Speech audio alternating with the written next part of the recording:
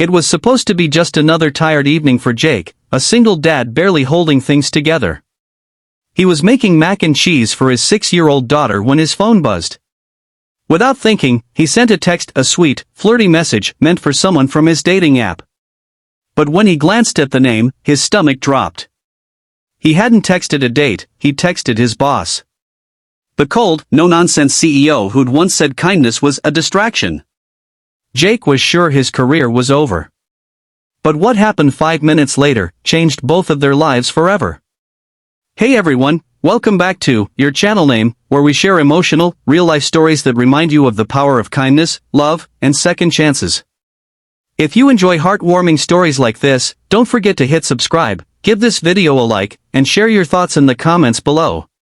Now, let's get into today's story, a story about how one small mistake can lead to something truly beautiful. Jake Wilson was 34, a single dad living in a quiet neighborhood just outside Seattle. Life hadn't been easy since his wife, Emily, passed away 3 years earlier. He worked 2 jobs, one as a warehouse supervisor, and one part-time at a local grocery store just to make sure his little girl, Lily, had what she needed. Most days, he was running on coffee and hope. But despite everything, Jake had this gentle warmth about him. The kind that made people feel safe. He'd talk to strangers in line at the grocery store, help his elderly neighbor carry her groceries, and never forgot to smile even when life seemed to weigh him down. At work, though, things were different. The company was run by Rebecca Hartman, a CEO with a reputation for being cold, demanding, and impossible to please. She was in her early 40s, elegant and sharp, but distant. People whispered that she didn't believe in softness, that she built walls to survive in a ruthless business world. Jake didn't have much interaction with her, except for the occasional polite email. To him, she was just another boss who expected results. Until that night. It was a Friday evening, and Jake was texting a woman he'd recently met on a dating app.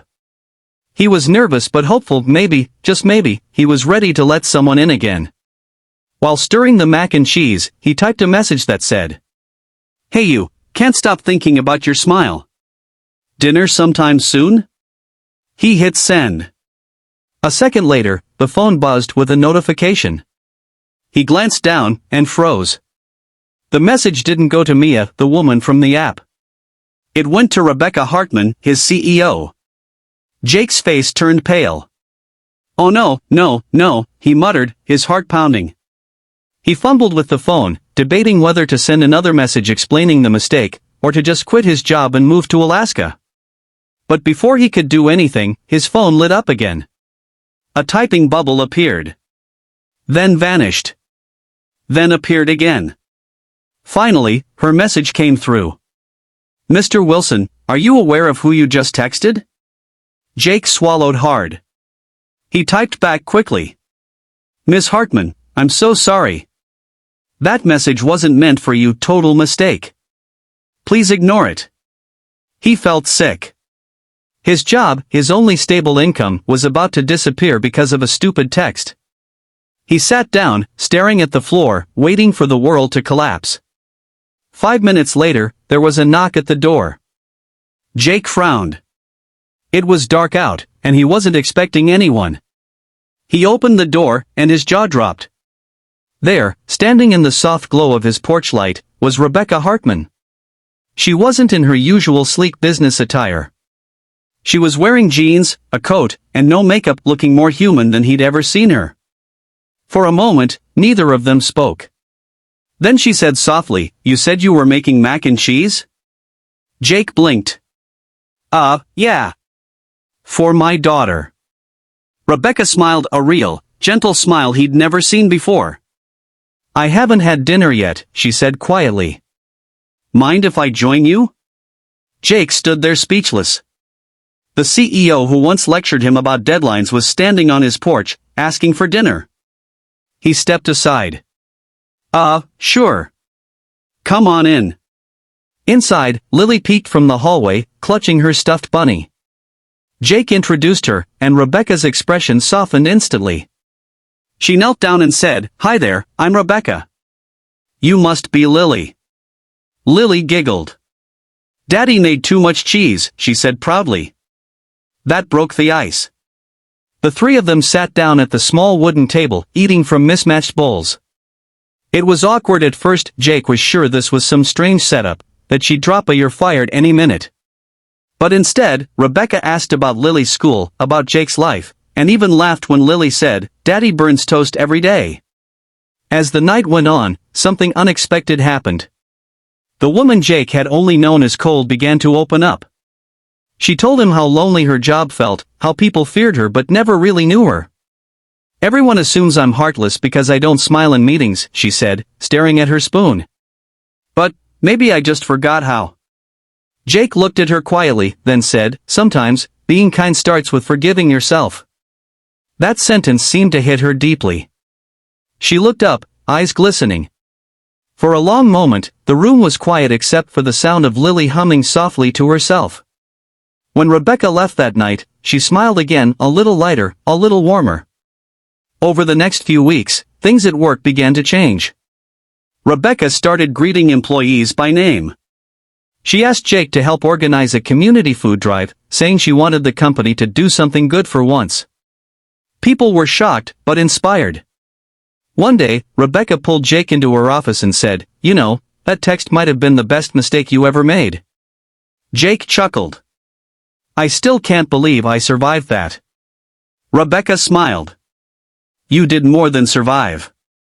You reminded me that kindness doesn't make you weak. It makes you human." After that, their friendship grew naturally. She'd drop by his house sometimes, not as a boss, but as a friend. Lily adored her. She called her Miss Rebecca and insisted she join them for game nights. There was no fairy tale romance at first, just two lonely people finding warmth again in unexpected places. But kindness has a way of building bridges where walls used to stand. One snowy evening, Rebecca came over with a bag of groceries and said, "I'm learning to cook. Thought I'd return the favor." Jake grinned. "Only if you promise not to fire me if it's terrible." She laughed, really laughed, and said, "Deal." They cooked together, made a mess, and ended up burning half the meal. But for the first time in years, both of them felt something they hadn't in a long time: peace. Months passed. The company's culture transformed. Employees started helping one another instead of competing. Rebecca created a policy giving single parents flexible hours, saying it was Jake's idea.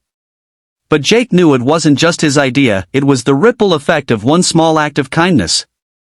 A mistaken text that turned into a moment of connection.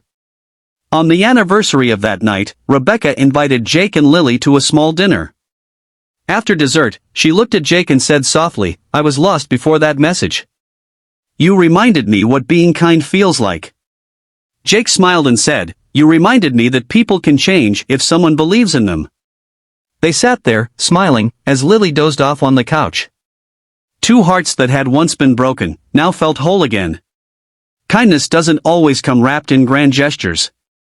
Sometimes, it arrives through mistakes, through awkward moments, through the simplest acts of being human. Jake's accidental text didn't just change his life, it thawed a heart that had been frozen for years.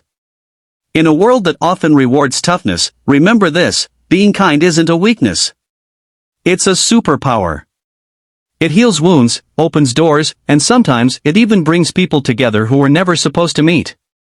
So the next time life throws you an unexpected twist, choose kindness. You never know whose heart you might change or how that kindness might come back to change yours. If you enjoyed this story, don't forget to like, share, and subscribe to your channel name for more stories that warm your heart and remind you that kindness still matters. Because in the end, kindness always finds its way home.